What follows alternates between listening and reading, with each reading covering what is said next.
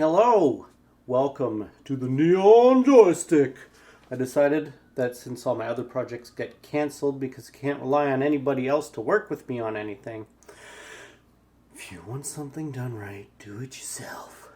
I decided I was going to make a new YouTube channel about arcade gaming and old console gaming. My arcade games probably go up to like 2008, but the ones I usually play kind of cap out around 1999. Anyway, in this first episode, I'd love to talk about my custom arcade machines and also the console I built. Let's get started. The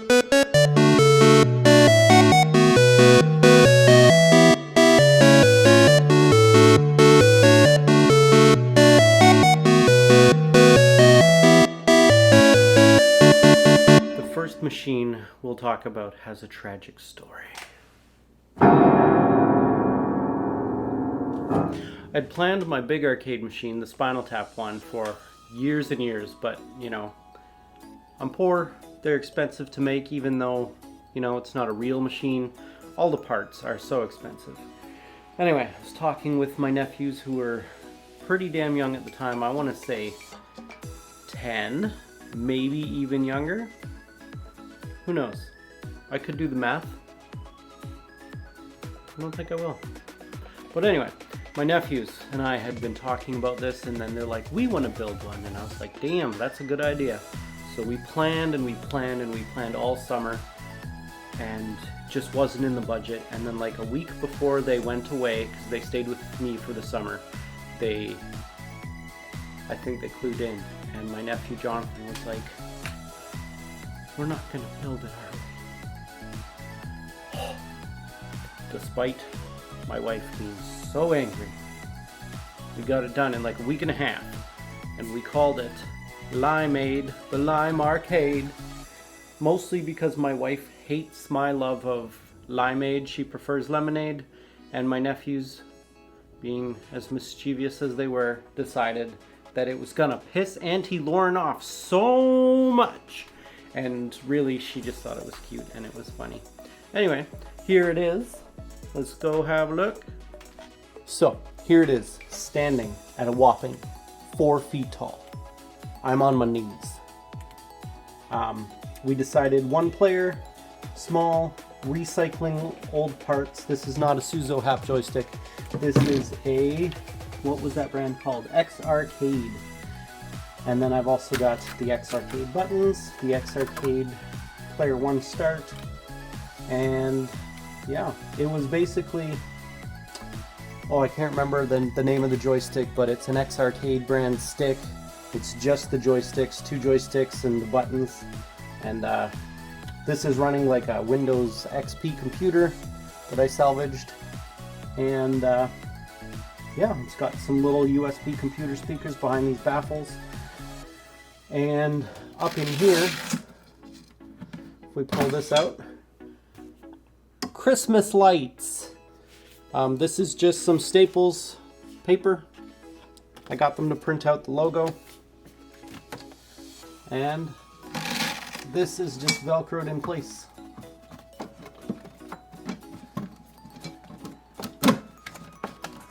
It doesn't have power right now because it's kind of sitting in the corner. It doesn't get a lot of play because,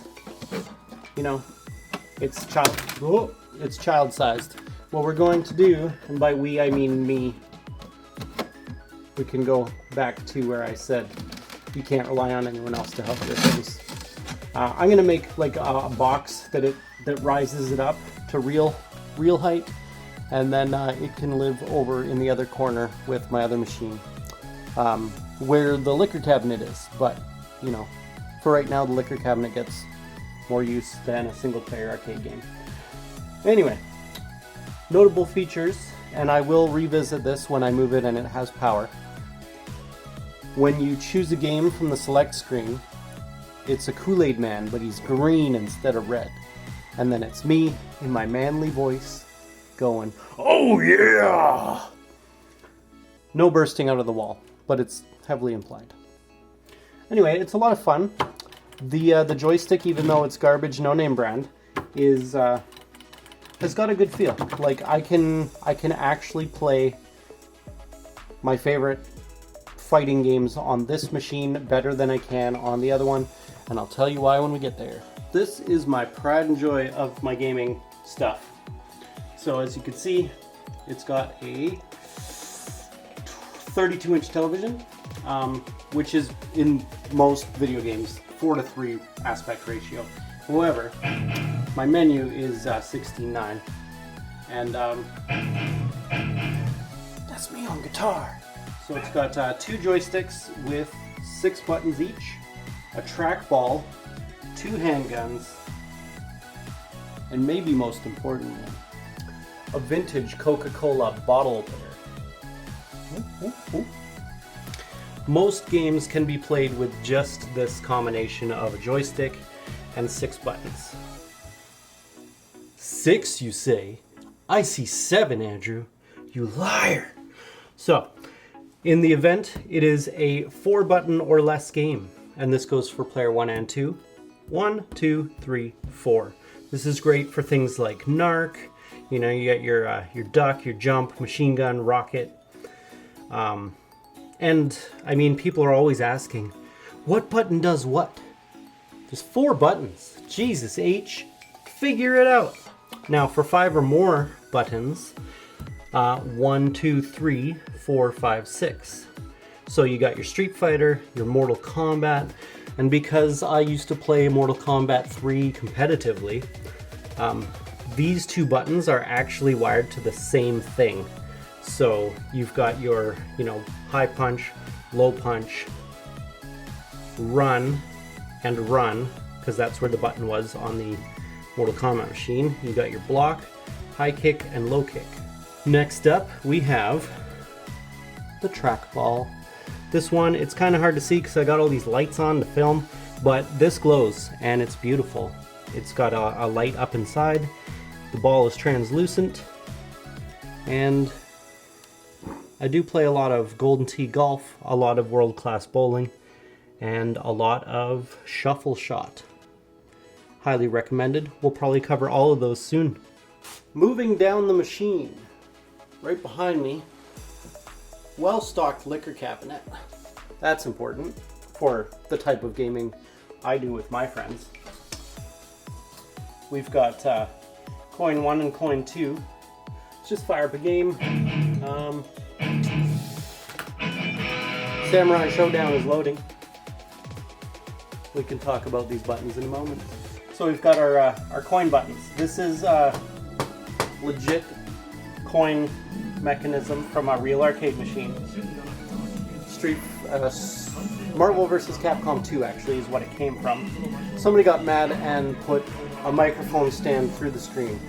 Anyway, these I've wired them up so that you can, instead of getting your coin back, you actually get a coin. Now, when I do tournaments or play with friends, or maybe there's kids around, I don't tell them about these buttons. I'm like, here you go, you got $1. And then it's actually a lot more fun for them. They gotta choose what they want to do. So, still works. Every once in a while, just like a real arcade machine, you might have heard that first token I dropped gave me 2 credits. But sometimes you don't get any. It's very authentic. And like, mash this button all you want, you're not getting it back. Let's move inside. We're going handheld now. If we take a look on the inside, you can see I've got these extra bright LEDs, which, definitely a lot less burning your fingers than the incandescent bulbs. I've 3D printed a coin chute because I did end up ripping all the mechanism away and throwing it out just because it didn't need to be that huge. So I 3D printed these chutes so when you drop a coin, it goes where it's supposed to. It flicks this little wire and triggers a coin. Also have this little beer mug. It's pretty cute. And then inside you can see I've got a PC still in the case. Kind of hard to see. But at the bottom, this is literally a loaf pan. When you put the coin in, it makes that familiar sound. I do have the coin bucket, but it's actually just full of arcade parts, and I got big plans to make another one day. You'll recall earlier I said that the other machine is better for playing games, and I said I'd explain. Here it comes. I wanted a machine that could play it all, and you can. This is a beautiful machine. I'm very proud of it. You've got everything from all the games, like I think 7,600 arcade games on here. There's only like 300 ones worth playing though. They're all categorized. You can find a game. Samurai Showdown. We'll use that as our example again. Look at this. The history of the game, some technical specs. Just a little synopsis here. The game that put the Neo Geo on the map. Superb weapon-based fighting featuring 12 characters, bonus rounds, and one end boss. Some trivia. For example, this game is known in Japan as Samurai Spirits. Did you know that? I don't think so. Maybe you did. I don't know you. It's talking like there's a lot of information here, but wait! There's more. Screenshot. Random, but also you can see I programmed the menu to pull the screenshot. The marquee, so it would generally have a little card like this in the corner of the machine that would tell you what buttons did what. You can see it's got a 4-button layout. The flyer of the magazine. These are really important, actually. These are not meant for the people playing the game. I cannot read this, but I bet it says something like, crank up the difficulty and your profits. Make it so hard and addictive that people keep funneling money into your machine. So arcade machines aren't games. They are a business. And I mean, you make it too hard, people aren't gonna want to play, but you make it just hard enough, psychos like me get obsessed and let's just say my children are hungry.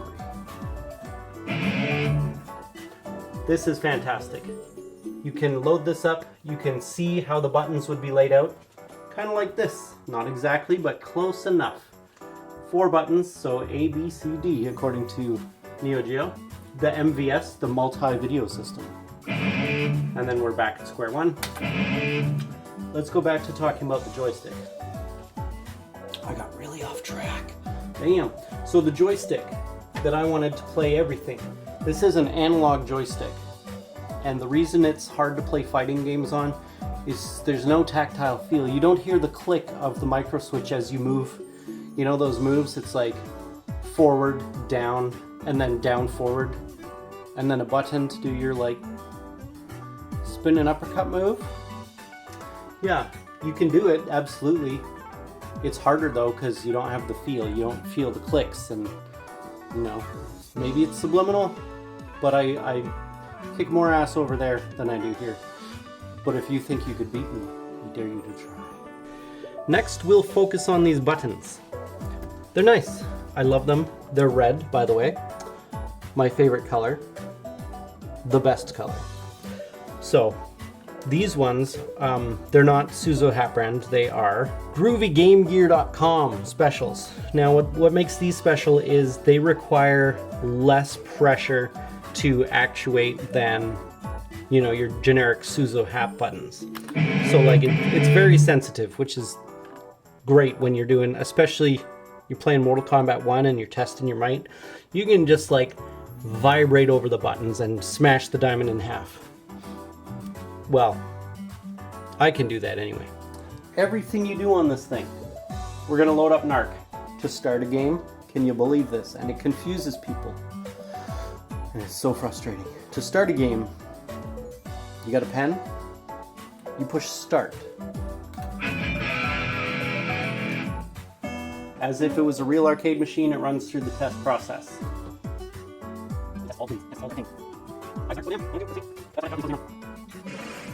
So we push start to start a game, we push the coin to drop a coin.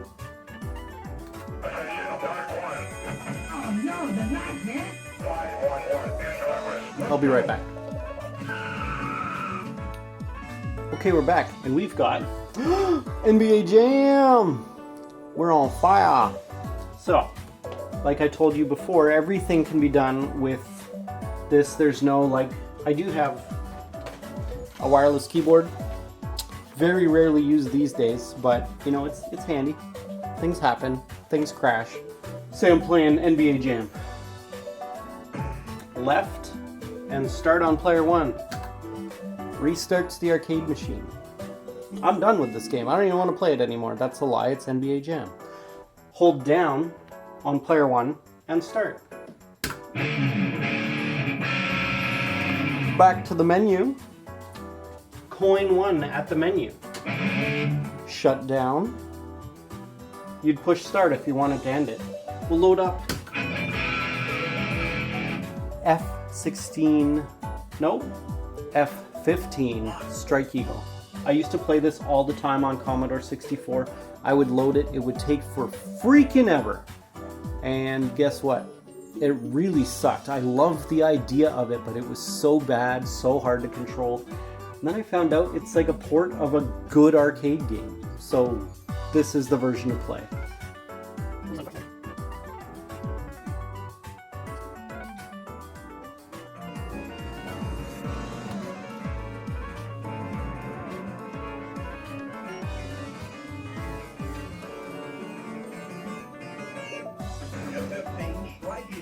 Fuck yeah. So, say we're playing a game. This doesn't happen very often anymore. Mostly, if I've got people and they want to play, I'm like, hey, there's a favorites folder, just pick something out of there. There's so many games on here that, like, I haven't been through them all. I did, like, auto-program most of the games, but anyway. Moral of the story, if you push coin 2 and player 2 at the same time, you get the menu where you can change game options. You can change what the buttons do, the order of them. So that's the most used menu that kind of breaks the immersion that this is not a real machine. We're going to talk about the guns now. They're beautiful. Oh yeah. It is clearly modeled after the, I can't remember the name of it. It's a Namco gun, I believe. Same ones from Time Crisis, probably. Some red stuff on here, I think. It might be Play-Doh. Don't ask. Anyway, they're pretty damn good. The only downside is, let's load up the gameplay. You'll notice that there's a icon, like a crosshair on the screen. And that's because this is not a CRT television. There's no picture tube. So it actually uses, I don't know if you can see it, it's like a black strip up here. It's a infrared blaster. So it like triangulates the distance and where you're supposed to be. Oh, and it's got 3 buttons. 2. Let's go. Where should we hunt today? Where should we hunt today?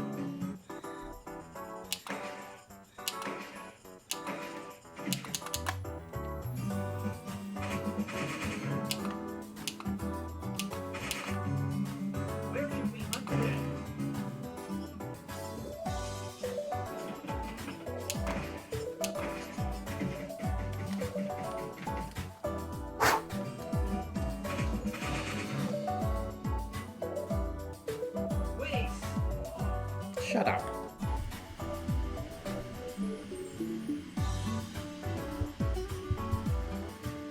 And finally, nestled in between my Xbox and my favorite acoustic guitar is the Vintari. This is just I think it's Windows Vista. I'm sorry everybody. A Windows Vista computer that just has a whole bunch of emulators loaded onto it. Thousands of games from the Magnavox Odyssey all the way up to PlayStation 2. Some consoles work better than others. For example, there is no way you can get a Nintendo 64 controller to work with anything else. It's just impossible. I do have an N64 controller hooked up, but only one. It's just a nightmare. Anyway, I have this excellent decal printed. I gave it a random number, as they do. So this is the 16X CDO. Why? Why the heck not? Anyway, it has a USB on it, just a little transmitter here. I guess that would be a receiver. And the keyboard is the transmitter. Let's fire it up and see what happens.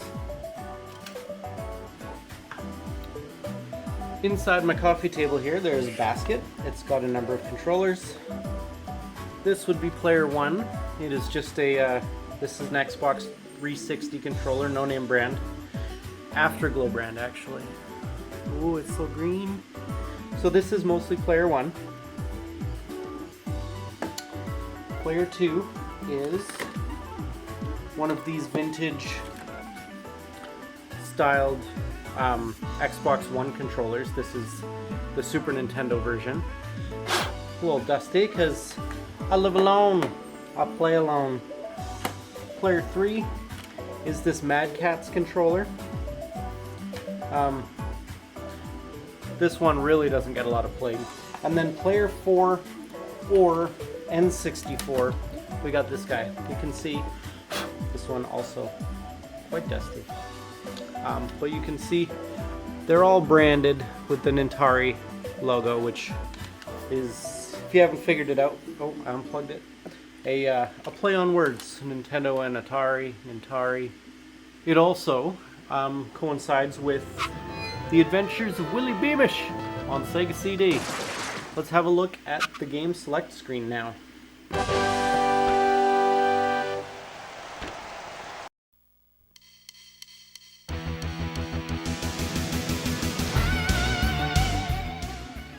It's unfortunate that I don't have a video capture device that I could run in line with the HDMI, but I don't. So we're just going to have to film the screen. Starting with the Nintendo Entertainment System, we've got the NES, the Game Boy, Super Nintendo, N64, TurboGrafx 16, which I can't remember what it's called, something computer in the UK. The Master System, this was a good one. I never actually owned one, but I have played it. I love the little chips. You get the cheaper games and they come on like the chip card. Same with the TurboGrafx. It runs off little chips instead of a full-blown cartridge. The Sega Genesis and 32X are kind of in one category, but if we take a look, we just jump up to D, because I know there's one there. So when we see a game that's 32X, it is labeled as such. It's Dark Side 32X. But I was thinking more of Doom 32X, which is a terrible port, by the way. We start getting into the more advanced systems. This is the Sega CD. As you may or may not recall, you needed the Genesis or the Mega Drive to run it. They like to make these Frankenstein consoles. We'll move up to the Dreamcast. The Atari Jaguar. I actually owned one of these. These are fantastic. They get a lot of hate from players and developers alike. Apparently it's a nightmare to program for, but you can't argue with a game. You can't argue with a game like Iron Soldier, where you get to pilot a giant mech and destroy cities. The Panasonic 3DO, another favorite of mine. You'll note it loaded right up onto the original The Need for Speed, which I believe was called Road and Track Presents The Need for Speed, which is an awesome magazine about fancy cars from way back in the day. And then we have PlayStation, PlayStation 2, yada yada. It goes on forever. But let's just see how this works. We'll pick The Need for Speed. I select a game using the controller by just pushing start as you would. Forgot to turn on my surround sound system. That's where the sound comes from for this console.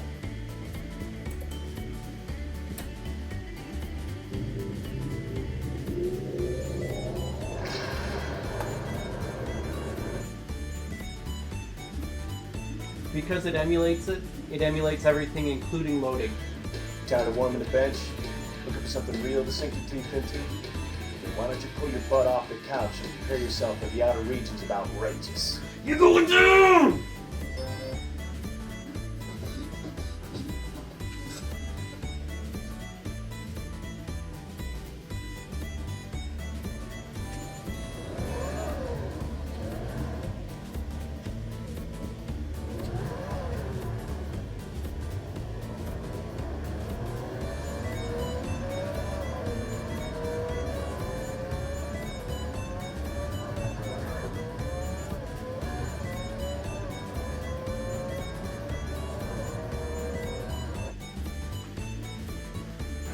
And then to exit a game, for all games and all systems, you push the Xbox button in the center. Right back to the menu. You can also use the buttons to start some music.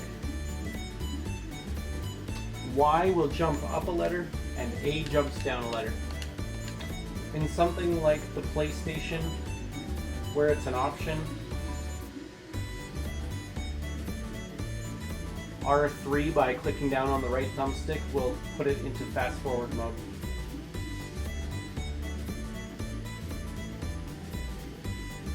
So it's loading right now.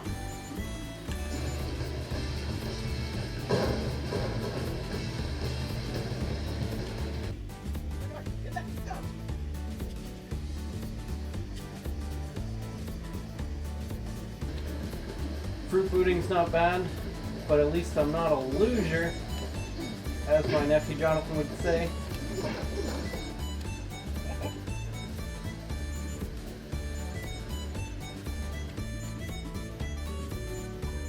And again, when you're at the home screen, you push the center button. Shut down. Yes, please.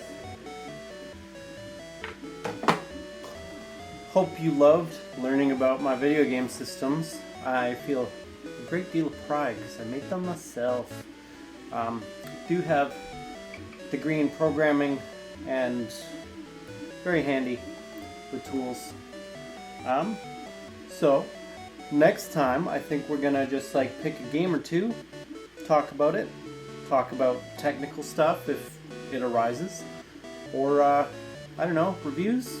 What do you want to see?